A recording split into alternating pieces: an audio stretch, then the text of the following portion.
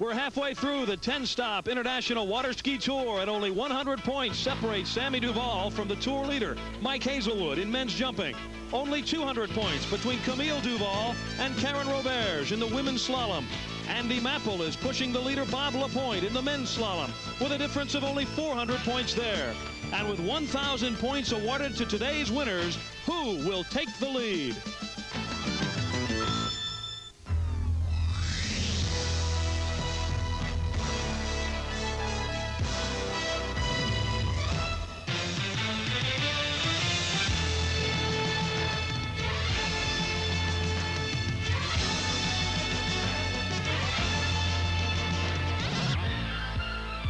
The USA Network presents exclusive coverage of the 1985 Coors Light International Water Ski Tour, the Lake Cumberland Classic from Somerset, Kentucky, featuring the world's top competitors in professional water skiing.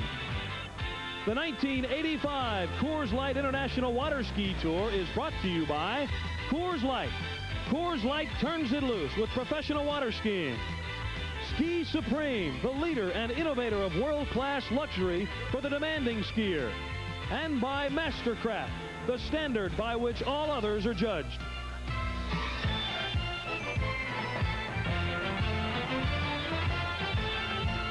The day has dawned beautifully here in southeastern Kentucky on the shores of Lake Cumberland, the site of the 6th stop of the Coors International Water Ski Tournament.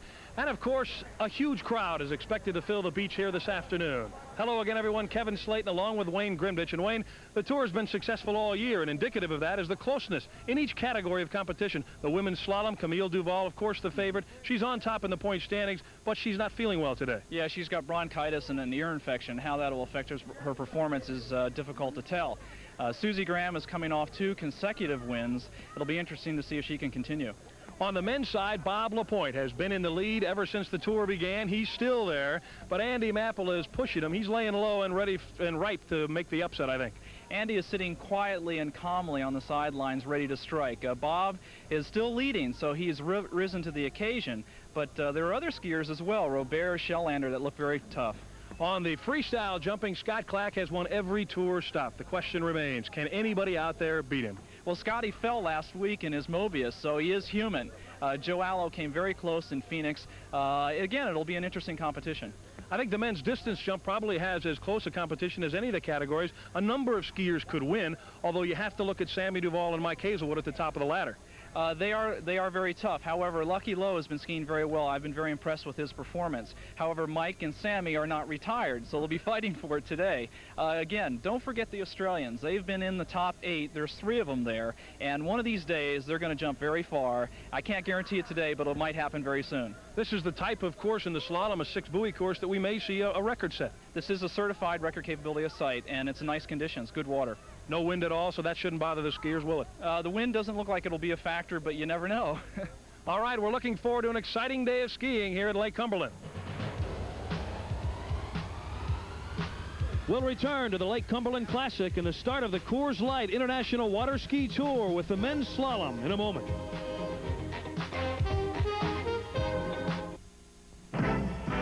If your skiing requires something special, look into the exciting new Mastercraft Power Slot. The world leader in tournament towboats, Mastercraft introduces the ultimate in pulling power. The Power Slot, with a revolutionary 1.5 to 1 gear ratio, is the easiest ski boat to drive for short-line slalom and jumping. This, coupled with the Power Slot's reliable holding ability, proves that Mastercraft is more than a boat. Mastercraft is a statement of excellence. Gonna party like before. It's the beaches once more. Gonna stroll across the floor. Oh, well, turn it loose with the silver bullet. Find it, grab it, pull it. Rock and roll with a cold Coors Light. Paper's heavy, the weight is fire. Silver bullet won't slow you down. Keep it light, party like. Oh, well, turn it loose with the silver bullet in your eye. Coors Light Beer. Even though we're both champion water skiers, Paul and I don't seem to have much in common. For instance, I'm married. I like the single life. I like golf. I'm into surfing. I prefer to jump. I'd rather slalom. I'm into rock and roll. Jazz. It seems the only thing these two champions have in common is their choice in water skis. KS Graphite. Redline Graphite.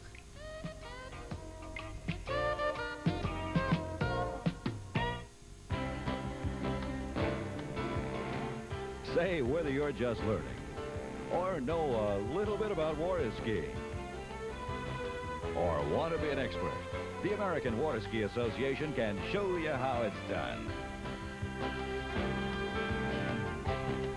For information, contact the American Water Ski Association or call 813-324-4341. Come on, join the fun.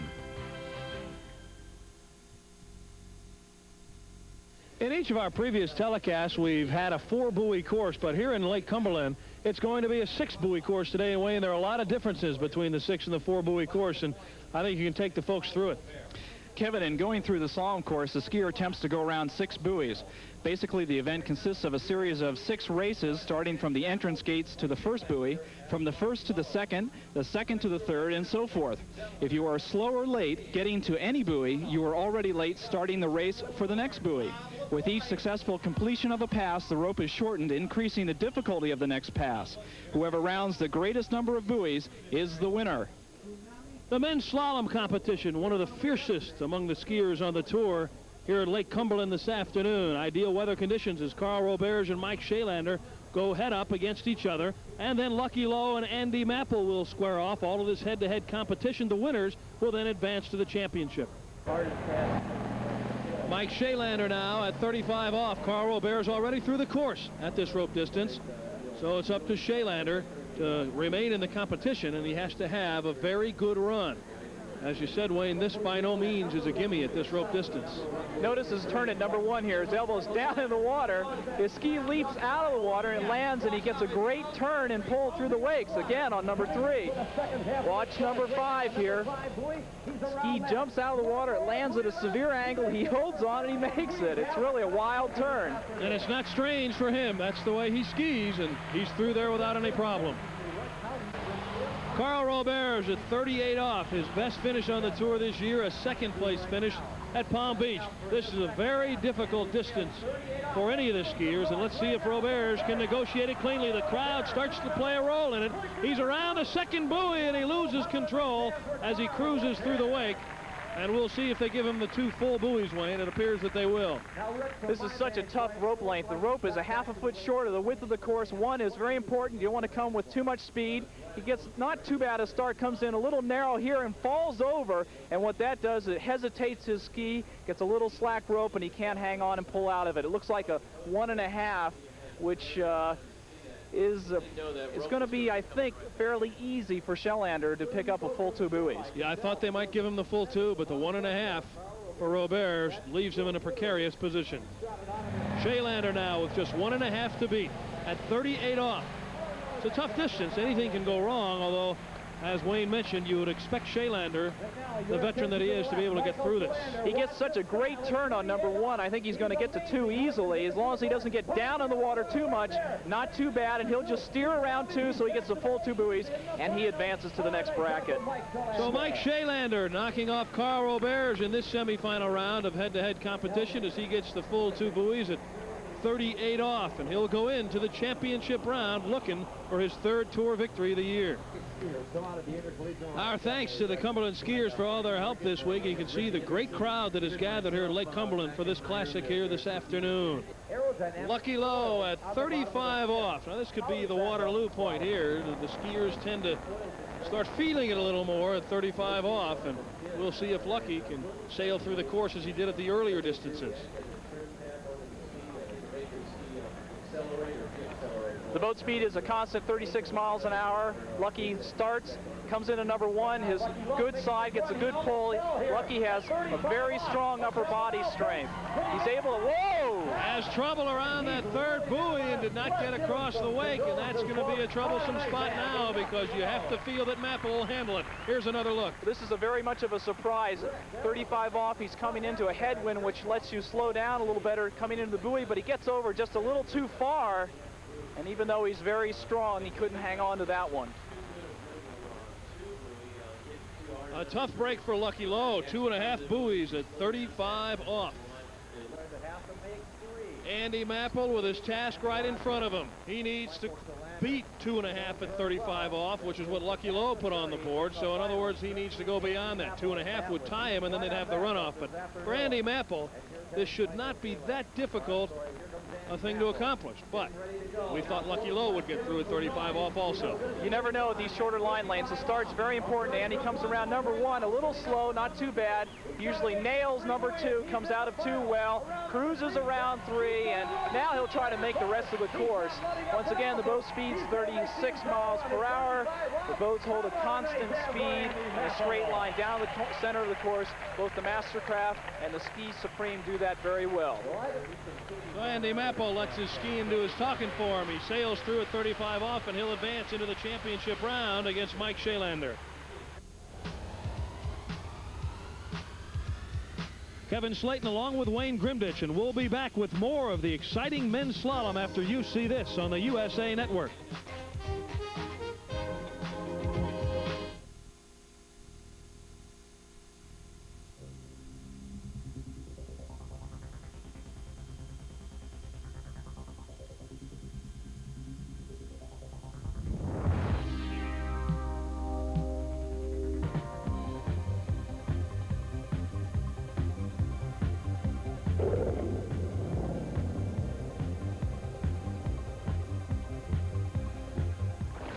Experience Ski Supreme's world-class luxury for the demanding skier.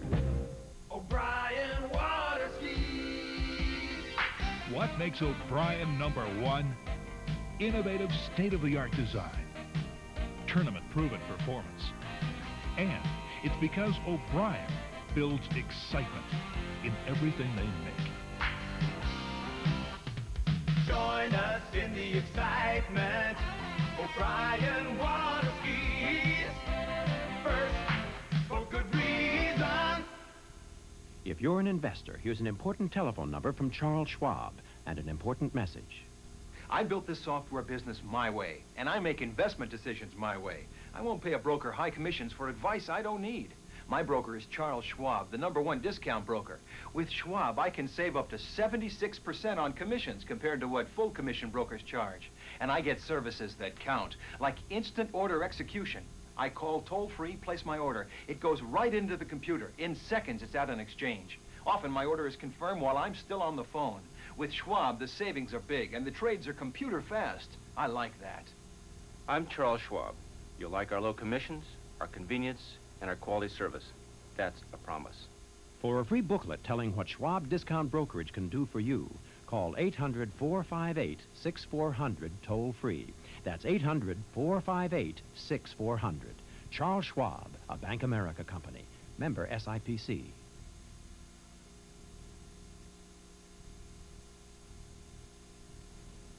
Welcome back to Lake Cumberland, Kentucky. Jack Walker, one of the seasoned boat drivers, is down in that Mastercraft boat, and he's going to explain to us the difference between the Marine and the regular engine. Yes, Kevin. This is a Ford 351 cubic inch engine, mid-size V8, made by Ford for PCM that we convert into marine engines for these towboats that tow these water ski tournaments all over the United States. And we've found over experience and years that this is the best engine for the job, and it does a great job for me. It makes my job very easy, and the skiers like it. So we're going to have a great tournament here at Cumberland Park this weekend, and I hope you can watch this thing perform. Mike Shalander into the water first in the championship of the men's slalom. They'll start at 32 off instead of 28 off. Both skiers agreeing to go to that distance, and Shalander, who is currently third in the overall standings, needs a good run because he's in the water first, and Andy Mapple has already sailed into 38 off, clearing 4 buoys in his semifinal round, and Shalander is through cleanly at 32 off. Andy Mapple now is currently second overall on the tour in the men's slalom with his run at 32 off. In his semifinal round, as we mentioned, he cleared into the 38 territory. 4 buoys at 38 off, thinking that he would have to get that distance against Shalander here in the championship round. His first run here at 32 off in the championship, Andy Mapple. The reason these skiers have decided to start at a shorter line length is because of strength and energy towards the end on the shorter lines, and also I think it'll be easier for them to run 38 into a headwind. So at 32 off, neither skier with a problem. and they'll move up to 35 off. Mike Shaylander at 35 off. Shaylander and Andy Mapple battling it out, squaring off head-to-head here. It's kind of strange in a men's slalom final not to see Bob LaPointe, but he was eliminated in the preliminary rounds yesterday by Carl Robert. So Shaylander at 35 off. Big, strong Mike gets pulled out around number 2, and he's in trouble here. This is a big surprise. He didn't get around number 4. He was able to recover to get outside of 3, Wayne, but number 4 he went inside of at 35 off, and as you say, a big surprise.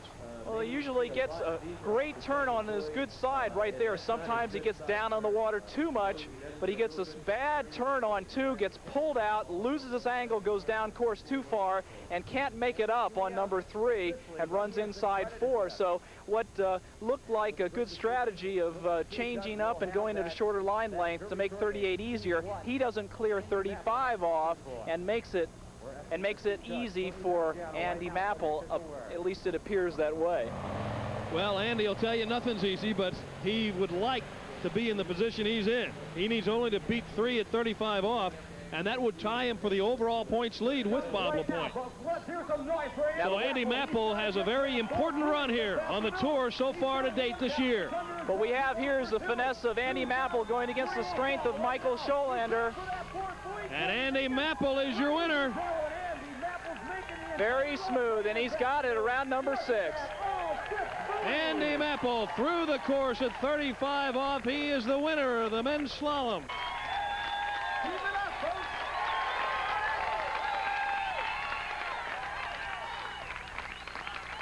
As this huge overflow crowd cools off in the water, the men's slalom is now in the books, and Wayne is standing dockside with a very happy winner who went for a world record today. Wayne?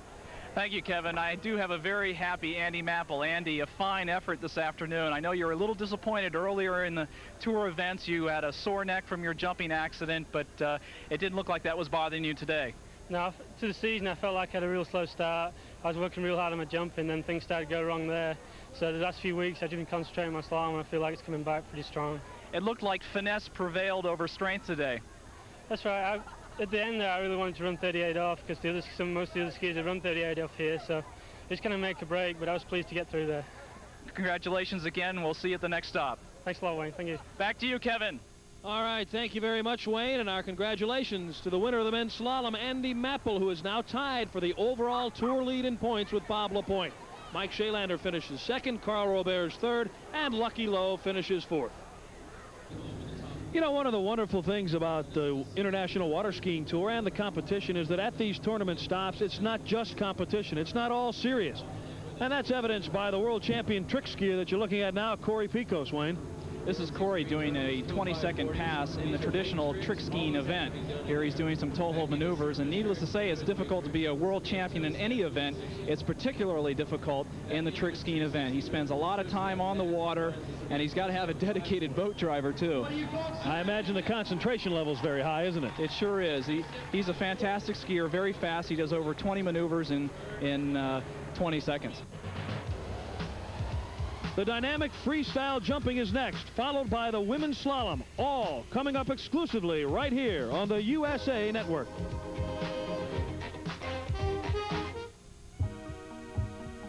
Your muscles tighten, breathing quickens, and your pulse races.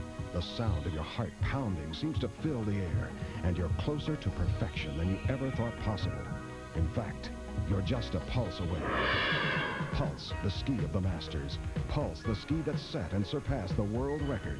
Pulse, the ski that the LaPointe brothers rode in their undefeated 1984 pro season. Pulse from Mastercraft, the ski company. Shake, shake it on down.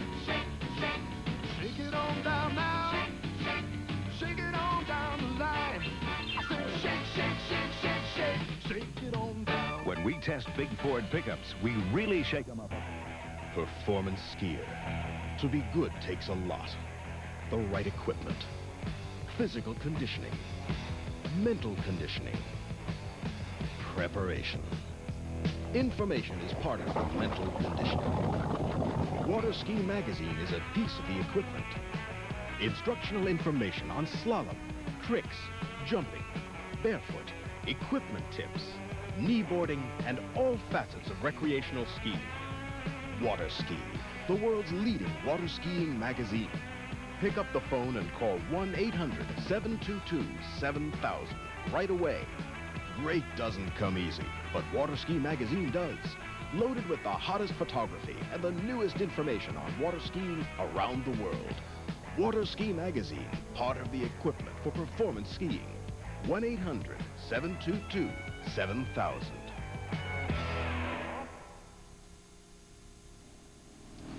All skiers have their own unique way of relaxing before competition, and Scotty Clack, the world champion freestyler, has a unique way of his own. He relaxes on the hydroslide, doesn't he, Wayne? Yes, he looks very natural at it. He's a very talented skier, and looks like he's been doing this for years. A couple of 360s there, and crossing the wakes is a lot of fun. It's very easy to do, and once again, it's very relaxing. Do you find most of the skiers doing something that the naked eye would consider very difficult to do to relax? Yeah, even someone like Sammy Duvall goes out on the hydroslide and fools around, and it is a lot of fun, and it's a nice change up to the traditional training in all three events. Prior to the men's freestyle competition, Skip Gilkerson, one of the people who's behind the scenes most of the time, but does such a great job in coordinating this event, out there grabbing the microphone, entertaining the folks. As the crowd looks on here at Cumberland Lake, time now for the men's freestyle jumping. One of the crowd-pleasing events. This is the final round. Dave Dotter will go out first. Mike Tolzman, Joe Allo, and the favorite, who is unbeaten so far this year, Scott Clack. Dave Dotter now, the tour rookie, in his first stop on the tour with a front flip. This will be his third jump of the afternoon. The front flip has become a very basic maneuver. A lot of the skiers take a very hard cut to the ramp to build a lot of speed, to get a long flip off. Here he is, dives forward. Nice effort. That was a nice jump. Great distance for Dave Dotter. He got up there very high and carried it out far. Scores are determined by three factors: form, distance, and degree of difficulty. They have 5 judges there, and they knock out the high and the low, and they score those 3, and then they put that into the formula to come up with a total score. Mike Tolzman now, currently second on the tour in overall points in the freestyle competition, and he'll attempt a 720, his third jump of the day, following a front flip and a gainer. You saw Scott Clack do his 720, and we'll be able to compare it with Mike Tolzman's. Now Mike is going another straight-on approach just like Scotty. However, he has the rope wrapped around him twice, so he doesn't have to hand-to-hand the last 360 portion. Just barely gets around. Stand-up landing, scores big on form points. Now Joe Allo with his third jump of the day, a flip. Joe Allo. He did a gainer and a Mobius in his first 2 attempts. Third of 4 jumps for Joe Allo, currently third on the tour in overall points. Joe does the best long flip of the bunch. He has the record of 127 feet. He really gets a nice spring off the top. Watch this. There he goes. Boy, he got way out there that time. Joe Allo with a lot of distance, a lot of height, and that brought the crowd alive. Scott Clack now with a Mobius attempt after a gainer and a 720. Nobody has really challenged him yet on the tour this year. 5 stops, 5 victories. The unbeaten champion in the men's freestyle jumping. And here he comes with his Mobius. Watch carefully here. It's a beautiful maneuver. He makes it look so easy. And he really does. And it's so difficult. He uses a little longer skis than some of the other participants, and that gives you a good idea of the twists and turns that he puts his body through here during the Mobius. Comes around, has time to spare, and skis away quite easily. Very confident jumper right now, Scott Clack. The various jumps that these skiers perform are rated on points, and this is the breakdown. The helicopter and the reverse helicopter worth just 35, the front flip and the back flip 75, the back Mobius 100. So it starts to get up there in point totals at the back Mobius. The more difficult to jump, obviously, the more points. The 720 is also worth 100. A front Mobius 125, the 1080 150, and a double back Mobius 175 points, and we'll not see that today. Dave Dotter with his first tour stop jumping here this afternoon out of Tomahawk, Wisconsin. His fourth and final jump, a 7:20 for Dave Dotter. And it's nice to give him a shot in the arm, Wayne. He's done a good job here in his first tour of effort. Now, he's come along very strong, particularly in the last 2 to 3 weeks. And this is an important maneuver for Dave right here. He can score some very high points. Lost the rope in the air and then hit and lost control, but he's all right as he waves to the crowd, and that's the key thing. But that's a tough maneuver to pull off. There are the points for Dave Dotter. Of course, you throw out your worst jump anyway, and he'll just toss number 4 out. But not a bad debut for Dave Dotter out of Tomahawk, Wisconsin. Mike Tolsman with his fourth and final jump, and it will be a Mobius. He's currently the second place in the overall point standings in the men's freestyle, so he needs a good jump here. Come on, Mike. Double wake, single wrap cut. Starts out, whoa! Rough landing for him, and he lost the rope and a ski. A game of inches. Difficult jump for Tolsman, and he nearly was able to straighten it out. And there is the story on Tolsman today. A good day for him, and again, that fourth jump will just be tossed out. Joe Allo with a 7:20 on his fourth and final jump. Following on the heels of a gainer, a Mobius, and a flip. Currently third in the overall picture on the tour. Joe Cool. All right, Joe Allo from West Palm. Joe's approaching the jump in a double wrap position. He won't have to worry about hand-to-handing and holding on to the handle, but he will have to concentrate on standing straight up in the air, and he gets a little off his axis and can't hang on to the landing. Fell to the left, was leaning left when he hit the deck. And so for Allo, the same story for Dotter and Tolsman, a fall on the final jump. Right here, he springs and gets a little off to the left, and he just can't recover. So that's the story for Joe Allo. Again, a fall in the final jump, but you throw your worst jump out anyway, so from that standpoint, it wouldn't hurt him. Scott Clack with his final jump of the afternoon, a front flip. The defending champion, 5 victories in a row, all 5 stops on the tour. It's been a very impressive season for Scott Clack. 27 feet while he's doing a forward front. Scotty is so talented. He has a lot of body control in the water. He seems very at home at it. Skis at Cypress Gardens every day, so he's used to doing these maneuvers, and it helps him get his practice and nail it down right every time.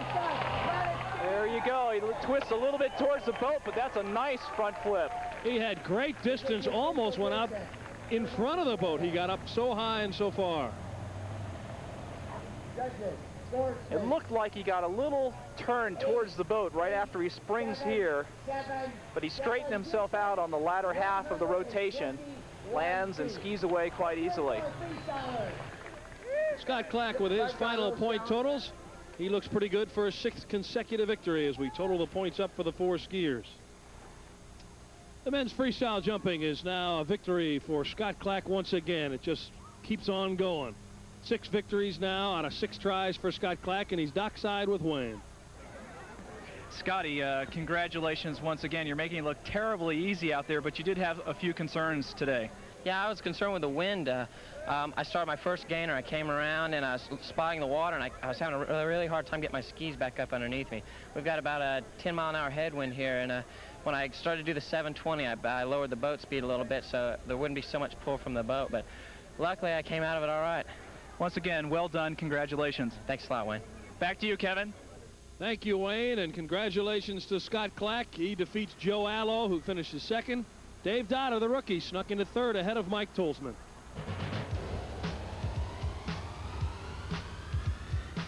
We've got plenty more of excitement here on the Coors Light International Water Ski Tour from the Lake Cumberland Classic coming up right after this.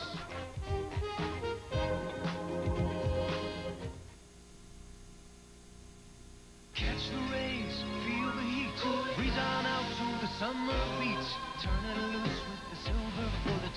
All you have to do is pull it, grab a hold of a cold Coors Light. The flavor's heavy, the weight is right. The silver bullet rolls slow. Author of Slalom Water Skiing. In my illustrated guide, I'll show you how to improve your skiing regardless of your skill level. The one thing that every great slalom water skier has in common is quality instruction. Whether you're a tournament or recreational skier, the how-to book called Slalom Water Skiing, an illustrated guide to correcting 40 common errors, can unlock your potential.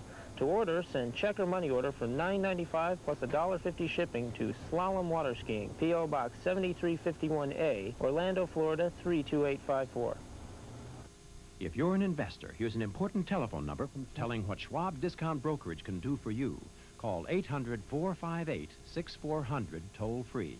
That's 800-458-6400. Charles Schwab, a Bank America company. Member SIPC. Beautiful Lake Cumberland, Kentucky, more than 100 miles long. Lake Cumberland is one of the largest man-made lakes in the country and an ideal place for the International Water Ski Tour to hold an event. Whether you like water skiing, fishing, or just a day on the water, Lake Cumberland offers a wide variety of activities, from tennis, golf, and horseback riding to camping, boating, and fishing. There is truly something for everyone. Located at the eastern end of Lake Cumberland is General Burnside State Park.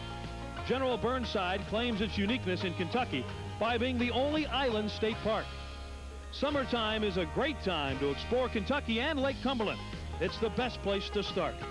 Lake Cumberland, one of Kentucky's greatest pleasures. You can see some of the crowd that has gathered here at Burnside State Park in Somerset, Kentucky, here in Lake Cumberland. And it is indeed a large throng for the women's slalom event. Everybody gathering to see the ladies hit the water. Camille Duval, who leads the tour right now, Karen Roberts, they will square off head-to-head competition. And then Dina Brush and Susie Graham will battle it out in the other semifinal. Karen Roberts at 32 off. She must get through the course without a hitch because Camille Duval is already through the semifinals of the women's slalom. The boat speed here in the women's division is 34 miles an hour. The boat goes down the center of the course. The buoys are 37.5 feet from the center line. Karen gets a pretty good start. A little slack on 2. It slows her turn. Remember, if you get a little off balance, you've got to recover quickly because the boat doesn't wait for you. And she looks like she's stretching, and she gets it. Karen Roberts, a little bit shaky at some points on the course that time, but nonetheless, she completes the pass without missing a buoy. And thus they'll force themselves to go to 35 off. And that could be the point where we'll have someone emerge victorious. Camille Duval at 35 off. This is very, very difficult for the skiers to negotiate a 6-buoy course at this distance. And for Camille, even more so because of the illness that she has been feeling for the last 2 days. And vertigo is something very treacherous when you're out in the water going at these speeds, Wayne. She has a 40-foot line here. She's going to have to get a good start. Oh, she gets pulled out. That's going to end her pass. Once again, the start is so important at these shorter line lengths. The first buoy is closer to the gates than the other buoys are to themselves. Now here, she's eyeing number 1, stretches, comes around, and it looks like she just doesn't get back soon enough. The skier gets forward coming into the turn. When they grab the handle, they have to shift their weight back and away in order to have the ski accelerate away and head for the next buoy. Officially 1 buoy at 35 off for Camille, and you have to wonder just how much that illness affected her run today. So she's down at 35 off with 1 buoy confirmed, and that will mean that Karen Roberts simply has to clear that first buoy and head for the second one, and she'll have the victory over Camille here in the semifinal round.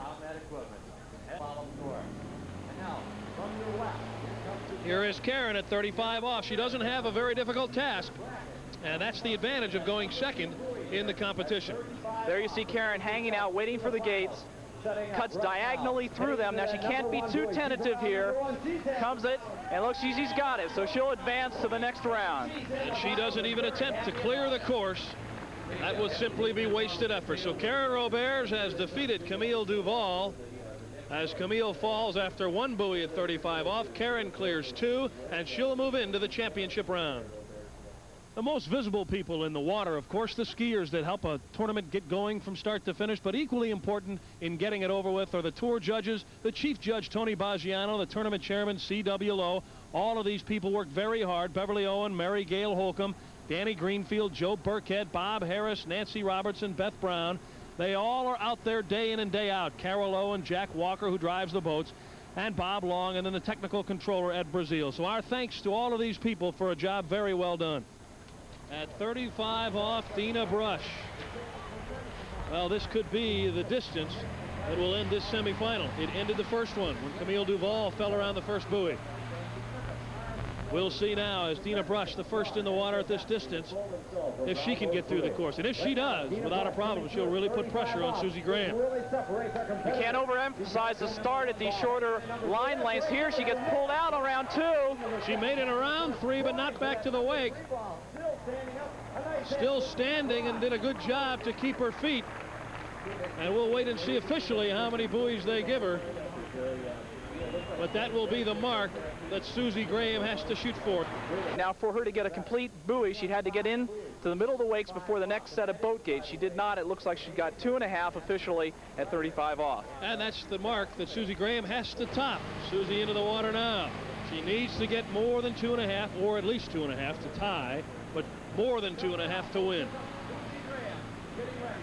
Certainly within her reach. But she's not skied well today so far. Not a good start. Here she's pulling hard, though, for number 3. She's turning ahead. She's got it. So Susie Graham has knocked off Dina Brush. She was shaky all through the competition, but when it got to 35 off, it was perhaps her best runway, and she really stuck in there. 4 buoys at 35 off for Susie Graham, so it'll be Susie Graham and Karen Roberts to decide the title here at Lake Cumberland. We had the opportunity to chat with Karen Roberts about her situation, trailing Camille Duval by only 200 points and what she'll have to do to take over the lead. Well, take over lead ahead of Camille, I guess I probably have to ski my best and take first place, which would be really nice. And I'm feeling pretty confident, and I'm ready for competition. And now the skiers start to feel the pressure just a little bit, because each distance from here on out is that much tougher and that much more challenging to the skiers. We could see a fall at this distance. She looked a little rough on number 1 there. Looking better here at 3, although she breaks forward the waist, pulls hard across the wake. Shorter line lengths mean the skier has to turn sharper and accelerate and pull harder and longer to get to the next buoy, but she makes it. So Karen Roberts applying the pressure to Susie Graham now through the course at 32 off. Susie Graham in the water now at 32 off. Karen Roberts completing her turn at 32 off. So for Susie Graham, the task is clear. She must get through the course without any problems in order to stay in the running for this championship here in Lake Cumberland. And it would be her 3rd consecutive tour victory. And boy, and that pretty much will intimidate some other skiers as she keeps racking up the victories in succession like she has. She's been a surprise. She's a little late on 1, really pulls hard on 2. We'll see if she can make it up here. So far she has. She has demonstrated a tremendous ability to recover today. It's unbelievable. She got a great number 5. And that really made it up for her. Got her around 6, and she moves on. But she's been skiing very rough, but continues to make the course, and that's all that counts. She's been able to recover against Dina Brush first, and now against Karen Roberts. At 35 off, Karen Roberts. None of the women skiers have made it through the course completely at 35 off today thus far, either in the semifinal round, and now we begin here at 35 off in the championship round. So we'll see how far down the course Karen can get. This is a very difficult pass, only a 40-foot line, boat speed 34 miles an hour. The start is crucial. Got to get wide, but not too fast. She gets a slow 1. She's going to have to really struggle here. She just got around 2, but can't get outside of 3, and we'll wait and see officially what they give her. But Karen Roberts at 35 off has a little bit more trouble than she did in her semifinal. They'll give her 2 at 35 off, and Susie Graham must top that.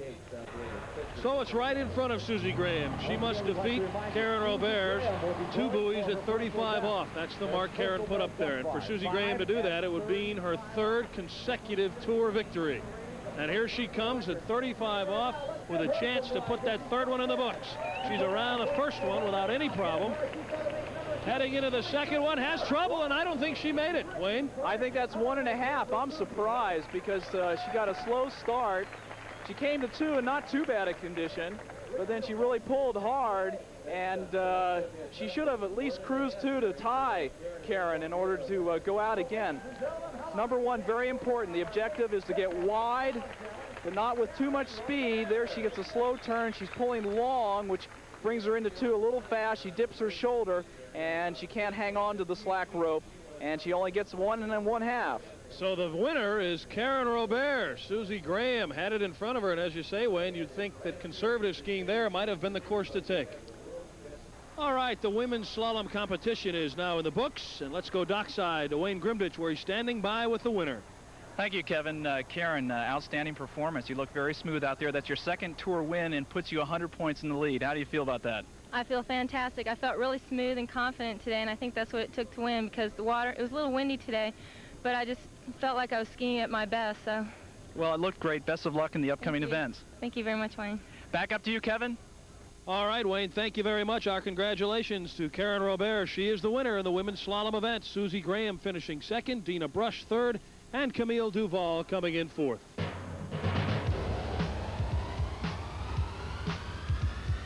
Jumps, bumps, and thrills with the men's distance jumping coming up next on the USA Network from the Lake Cumberland Classic. If your skiing requires something special, look into the exciting new Mastercraft Power Slot. The world leader in tournament towboats, Mastercraft introduces the ultimate in pulling power. The Power Slot, with a revolutionary 1.5 to 1 gear ratio, is the easiest ski boat to drive for short-line slalom and jumping. This, coupled with the Power Slot's reliable holding ability, proves that Mastercraft is more than a boat. Mastercraft is a statement of excellence. The Hydro Slide Kneeboard. Wild, wet, and probably the most fun you'll ever have on water. Hydro Slide kneeboarding combines the excitement of surfing with the control of water skiing. And it's so easy to learn, even kids can do it. But the Hydro Slide's not just for kids. Even expert water skiers like world overall champion Sammy Duval use it for recreation, for relaxation, for thrills. Hydro Slide kneeboarding is fun, fast, and very, very wet. Slide into fun on the Hydro Slide. Pleasurecraft Marine Engines, the #1 choice of competition skiers. PCM engines, known for their performance, acceleration, reliability. PCM engines, offering dependable power and a whole lot more. PCM Power, selected for every major world-class ski tournament and selected for water ski shows, such as Cypress Gardens. So whether you ski competitively or just for fun, count on Pleasurecraft Marine Engine Power. PCM, the choice of champions. Connolly, the choice of water ski champions for the last 20 years. For your free brochure giving all the details on Connolly slaloms, tricks, jumpers, and accessories, write the factory today. Now let's listen to what champion Mike Hazelwood has to say about Connolly. Whether you're out for world records or just out for fun, Connolly skis will help you perform your best. Connolly makes a great sport even better. Connolly, the top gold medal winner in the last 2 national tournaments. Get your free brochure today. You know, size is not the most important factor among the skiers. For instance, Sammy Duval is certainly not the most physically imposing skier on the tour, yet he's one of the most successful. And earlier, Wayne had a chance to talk with him about the size difference. Sammy, many people watching these tour events might get the idea that you have to be as tall as Bob LaPointe or as strong as Mike Hazelwood in order to ski well. Now, you're an average-sized person. You've proven that wrong. You've won 2 world overall titles. You're the current world jump champion. What characteristics do you possess that allows you to compete and beat taller and stronger skiers? Well, Wayne, I think there's 3 main points of my skiing. I think my mental attitude is a very important aspect of it. My training, and that would encompass the drive and the will that I want to win.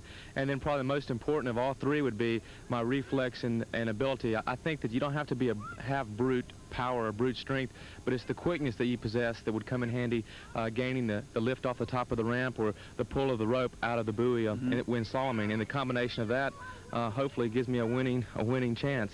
What about training for the slalom and jumping events? How does that differ? Well, in the slalom, as you probably have noticed, that the height is the main factor there, and I don't have much. I'm definitely at a disadvantage when it comes to height. So I have to use speed out of the buoy and gain very quick acceleration out of the turn, and that gets me to the other side to slow down as quickly as possible. And the jumping, I think, is just a low center of gravity, and it's really guts when it comes down to jumping, because you've got to be able to cut as late as possible to get that speed that's going to carry those long distances. Well, listen, you've represented yourself very well in the sport. Continued good luck. Thank you very much, Wayne.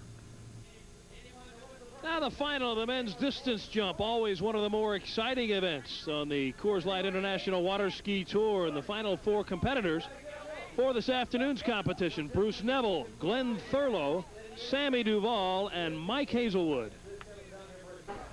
All right, Bruce Neville, the Australian, into the water for his first jump. Still 178 feet is the top jump of this tournament so far. You can see what Neville is capable of doing, though. 196. His top jump of his career. Getting ready to go. Let's give him that wall of sound that the competitors love to hear. Bruce is another Australian that has very solid technique, good jumping ability. Not a bad opening jump, slides out a little bit, misses his spring. But here again, as I mentioned in the outset of our show, there are 3 Australians in the top 8, and they all have a good jumping style, and one of them's going to jump very far in one of these tournaments, and it could be today. 163 for Neville on his first jump. And he was leaning to the right as he went over the ramp, so despite not perfect techniques, he still got it out there pretty well. Bruce Neville now attempting his second jump, 163 on his first jump. And they're all still gunning for Mike Morgan, who's made his jump stand up. He was the first jumper in the water. He went out at 178, and that still stands right now as the leading jump of the day. Bruce is out very wide. Again, this width gives you time to generate speed to the bottom of the ramp. The impact at the bottom of the ramp is greater than on the landing. He got it up there. That's a better jump. He got it out there that time.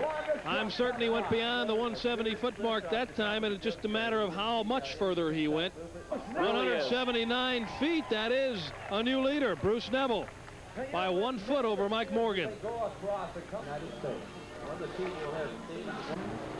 Glenn Thurlow into the water, another Australian, and he currently holds the world record of 202 feet. That's really pushing it out there. Glenn, needless to say, is a very excellent jumper. He took a bad fall earlier in the season and is still having some problems with some ribs, but if he gets his cut in order, he has a great spring. Let's watch his opening jump. Nice aerodynamic position in the air. That looks pretty good to me. That may be the new leader right off the bat. Thurlow really pushed it out there, carried himself well beyond the 170 mark, and he needed to beat 179. Here we go. Great spring. Once again, he just arches up over his skis. He really has sound technique, and that's a terrific opening jump. 186 feet and a new leader, Glenn Thurlow. And he was moving when he hit the ramp. Well, I guess the ribs weren't bothering him too much on that one, huh? Not at all. Glenn Thurlow with his final jump. He has the lead with that first jump of 186. You think he's pushing for the record, Wayne? I think he'll be cutting harder on this jump. Going for the record, I'm not sure, because sometimes when you try to go too hard, things fall apart. Here he's turning very well, comes across the wake. I don't know. That was hard to say. I think maybe we're looking at his first jump as being the best. He's right around the 180-foot mark again, but all 3 of them in that 180-foot range. His right ski flew up in the air coming across the wakes there and threw his position off at the bottom of the ramp, and not as good a lift as on the first jump. But not by much of a difference, 184 feet on that. So Thurlow very consistent, 186, 182, and 184, and that 186 puts him in the lead. Kevin Slayton and Wayne Grimdich, and we'll be coming back with more of the thrilling men's distance jumping from the Lake Cumberland Classic.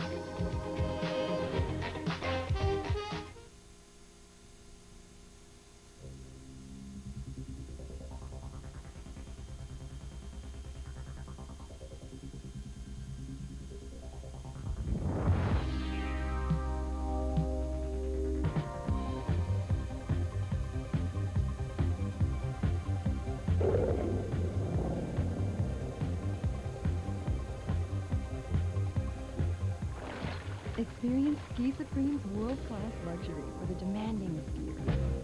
The legend lives on. Hey, gonna do this day the Cypress Gardens way. Hey, that's me, feeling free, gonna do my show.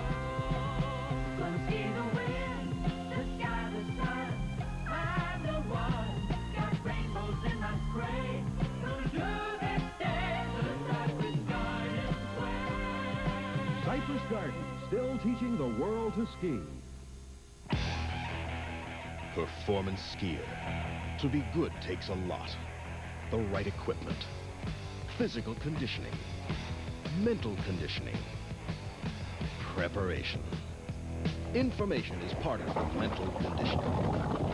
Water Ski Magazine is a piece of the equipment. Instructional information on slalom, tricks, jumping, barefoot, equipment tips, kneeboarding, and all facets of recreational skiing. Water Ski, the world's leading water skiing magazine. Pick up the phone and call 1-800-722-7000 right away.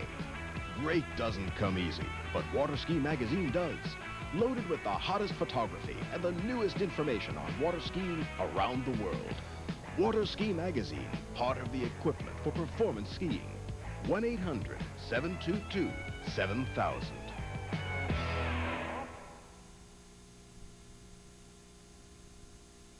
We had the opportunity to talk with Sammy Duvall. He's only 100 points behind Mike Hazelwood. How he feels about today's chances, here's what he had to say. Well, Wayne, I really feel good about my chances for the fact that I don't feel like I've skied quite up to par so far this year. I've ended up with 1 first, several seconds, and I really think I should put it together for a big win today. Sammy Duvall for his second jump, and he needs to push it this time, Wayne. Here he's swinging out, heading towards the 600-foot buoy, which gauges his turn for the counter cut. He turns very hard, which will swing him way out in front of the boat. He likes to be further out in front so he can turn back and angle his skis severely and really set them in a groove for the jump. There he comes off a much better jump, although even though his legs looked like they were straight off the end, his skis still split on the jump. Another look. Take a look at the width of his skis there. They are wide. It's hard to tell from a side angle, but that's still not the usual Sammy Duvall lift.